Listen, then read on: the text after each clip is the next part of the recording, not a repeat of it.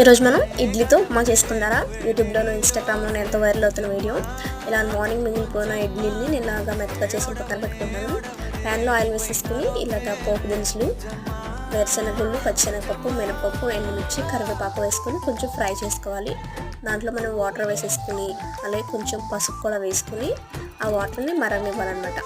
దాంట్లో ఉప్పు కూడా వేసుకొని ఈ వాటర్లో మరిగిన తర్వాత మనం ముందుగా మెత్తగా చేసుకున్న ఇడ్లీని కూడా వేసుకోవాలి. ఇలా పొంగిన తర్వాత వేసుకోవాలి. ఒక పొంగు వచ్చిన తర్వాత కొంచెమే వాటర్ వేసుకోండి. ఉప్మా చేసుకున్నట్టు ఎక్కువ వేసుకోకూడదు. కొద్దిగానే వాటర్ వేసుకొని ఈ ఇడ్లీని కూడా మనం దాంట్లో వేసేసుకొని బాగా మెత్తగా ఉడకనివ్వాలి. అది అంతా ప్యాన్ నుంచి వేరైపోయేదాకా ఉడకనిచ్చుకొని పైన కొంచెం నెయ్యి వేసుకొని ప్లేట్లో సర్వ్ చేసుకుని తింటే చాలా టేస్టీగా ఉంది. నార్మల్ ఉప్మా కానీ ఇడ్లీ ఉప్మా అయితే ఇంకా చాలా బాగుంది. ట్రై చేయని వాళ్ళు ఒకసారి ట్రై చేయండి, చాలా టేస్ట్గా ఉంది.